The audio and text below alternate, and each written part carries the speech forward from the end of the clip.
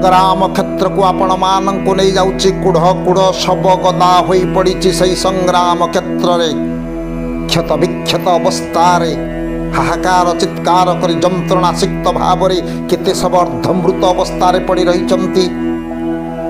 निशार्थ समय रात्रि समय रे से सबाधार उपरे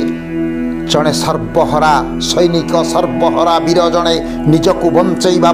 सुरक्षा दवापाई से शबगदा उपरे चली निजक केमिति बंचैबे जेतेबेले श्वान शृगालंकर रवि चतुर्दिगरु भासी आसुची संग्राम क्षेत्रर जो विकटाल शब्द जो भयंकर दृश्य को अवलोकन करी चली शबगदा उपरे गोटे पाद एपट को गोटे पाद उठी पकईले पुणी शब उपरे पादटी पड़ जाउची पुणी श्वान शृगालंकर रड़ी शुभुची अल्प दूर भयंकर विकटाल शब्द से भीतग्रस्त अवस्था निजक केमिति भाव सुरक्षित रखिए निजे केमिति बा बंचिबे सेथिपाई आज प्राण को बंचैबा भीतग्रस्त अवस्था छपी छपी से अंधकार मध्य शबाधार उपरे चली जड़े सर्वहरा सैनिक तेबे आपण मानक मनरे प्रश्न उठी पारे कुढ़ कुढ़ शब गोदा होई पड़ी संग्राम क्षेत्र जंत्रणासिक्त भाव केतेक जीवन छाड़ी नांती अर्धमृत अवस्था केते सैनिक मध्य तले पड़ी रही कहार अंग कटि जाइछि गोटे अंग कटि गला परे तार जंत्रणा को उपलब्धि करुचंती किए संपूर्ण भाव में मृत्युवरण करिचंती ये दृश्य को देखी जेतेबेले निजकु असुरक्षित मन करी ये सैनिक जनक सर्वहरा वीर जनक जेतेबेले ये संग्राम क्षेत्र में घोरी बुलुचंती आपण मानक मनरे प्रश्न उठी पारे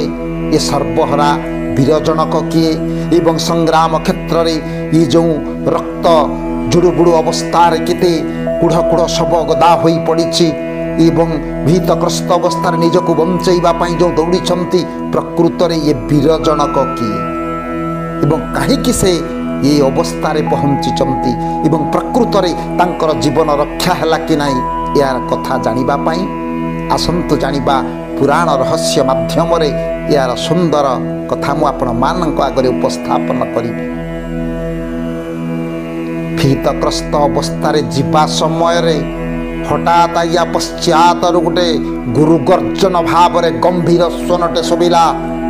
आरे रे बर्बर मूढ़ तू कौ आड़े आत्मगोपन करिचु थरे जदि मो सम्मुख को तू आसबो निश्चित भाव में तते मु विनाश करी ये सर्वहरा सैनिक कर्णरे जेतेबेले एतिकी कथा पड़ी चमकी उठिले सर्वहरा वीर जनक भीतग्रस्त अवस्था खोजी बुलुचंती केमिति भाव ये जीवन को बंचैबे केमिति भाव में बंचैबे निजक बंचैबा प्राण विकल आगको दौड़ी चली पहुँचिले जाई रक्त नदी निकटरे जाई पहुँची जाइचंती जोंटी रक्तर नदी प्लावित हो जाउछि रक्तर स्व छुटुची आज्ञा रक्त नदी निकटरे जाई जेतेबेले वीर जनक पहुँची ये भयंकर रड़ीटा जिमिति कानरे बाजिछि निजको बंचैबा शत चेष्टा करी रक्त नदी ताकू पार हेबा से चेष्टा कले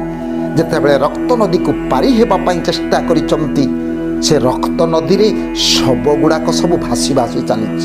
ये भयंकर दृश्य को देखुचंती तथापि जीवन को बंचैबा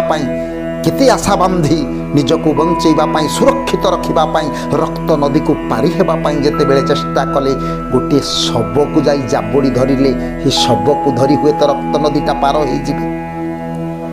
जेतेबेले केते आश्रा करी शबटी को धरिचंती से शबटी आज्ञा बुड़ी गला जेतेबेले शबटी बुड़ी जाइछि पुणी आउ गोटे शब भासी भासी आसुथिबा समय पुणी से शबटी को जाई जाबुड़ी धरिले वीर जनक बोले यही शबटी को धरी ये रक्त नदीटा मु पार हो दुर्भाग्यवशत पुणी जेतेबेले से शबटी को जाबुड़ी धरिचंती पुणी से शबटा बुड़ी गला रक्त नदी पारी हो पारुनाहांती इमिति आज्ञा केते शब को धरी आश्रा बांधुचंती रक्त नदी पारी हेबापाई हेते रक्त नदी पारी हो पारुनाहांती किछि समय परे पुणी गोटे शब जेतेबेले भासी भासी आसिला केते आशा बांधी रक्त नदी पारी हेबापाई चेष्टा कले एपटरू भयंकर गर्जन शुभुची पाइला मात्र के तते निश्चित मु विनाश करी ठीक यही समय से शबटी को जिते बड़े जाई जापुड़ी धरिचंती से शबटी आज्ञा बुड़ला ना। आपण मैंने आश्चर्य हे एत बड़ बड़ शब सब भासी भासिका आसला जो शबटी को रक्त नदी पारी होगापाई से आश्रा बांधी सी शब बुड़ीगला किंतु सबु शब बुड़ी जाऊला किंतु ये जो शबटा पुनर्बार आसला सी शबटा को जिते जाबुड़ी धरी ये वीर जनक ये रक्त नदी को पारी होगापाई सी शबटी आज्ञा बुड़ला ना। रक्त नदीटा विहितग्रस्त अवस्था निजक बंचेवाई पारी हो गले से शब को धरी आज्ञा रक्त नदी जिते रक्त नदीटा पार हो आर पटरे जाई जिते शबटी को ओलटई देले प्रकृत ये शबटी कहार आपण जानी आश्चर्य हेबे। मृत शबटी जो शब को धरी ये वीर जनक रक्त नदी पारी हेले ये शबटा कहार ये वीर जनक किए जहा दृश्य देखिले आज्ञा शबटी को जिते ओलटई देइछंती भो भो होई कांदी उठिले मान गोविंद दुर्योधन से दिन आखिरु धार धार लोतक छुटी जाउची ओलटई देले शबटी जिते देखिछंती से सब आउ कहार नुह हेउची निजर पुत्र लक्ष्मण कुमार शब मुंड बाड़ई देले चापुड़ी धरिले वक्षरे धनरे। अरे ये रक्त नदी को पारी होगापाई शत चेष्टा करी केते शब को मु आसरा बांधी सबु शब गुड़ा बुड़ी गले हेले पुओ होई तू आज पितार ऋण सुझीदेलु रे अंतिम समय रे तो जीवन नाई सत्य तथापि आज पितार ऋण को तू परिशोध करी रक्त नदीटा मते पारी करई देलु। कई कई होई से दिन मुंड बाड़ई धार धार लोतक गढ़ई कांदिले मान गोविंद दुर्योधन सतरे मोरी कर्म फल जोगु आज सब सरी जाई श्मशान रे परिणत होईची ये हस्तिहा कटक आखिर थार थार लोतक झरई कांदिले मान गोविंद दुर्योधन निज पुओ लक्ष्मणर कुमार शब को देखी से दिन से स्थित प्रत्य हो गले। प्रकृत रे पुओ आपण माने पुत्र कामना करती पुत्रार्थे क्रियते भार्या पुत्र पिंड प्रयोजन गोटे नरक उद्धार पाई कि पुत्र मनासंती जने के जाने सुपुत्र कुपुत्र होइले कोटि नरक कुटाणे जीवन रे न रही मध्य धन्य धन्य रे पुत्र तू आज पितार ऋण को परिशोध करदेलु मते रक्त नदी तू पारी करदेलु। तेबे आपण मानक मन रे प्रश्न उठिबे सी आउ केही नुह ये हेउचंती मान गोविंद दुर्योधन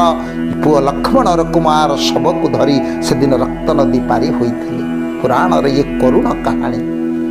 महाभारत मध्यरे ये जो करुण कहानी जेके ही सुनिब पिता आज रक्त नदी पारी हेउचंती पुओर शब को धरी समस्त आखिर निश्चित भाव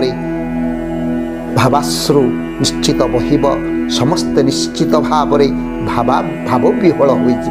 तेरे स्वल्प समय कथावस्तु ये पुराण रहस्य मध्यम सुंदर कथावस्तुटे आपण मानक आगे मुझे उपस्थापन कली। परवर्ती अध्याय आउ गोटे सुंदर कथावस्तु नहीं आपण मानक आगे मुझे उपस्थापन कली। से सर्वे भवन्तु सुखिनः सर्वे सन्तु निरामयाः सर्वे भद्राणि पश्यन्तु मा कश्चित् दुःखभाग् भवेत्। ओम शान्ति ओम शान्ति ओम शान्ति।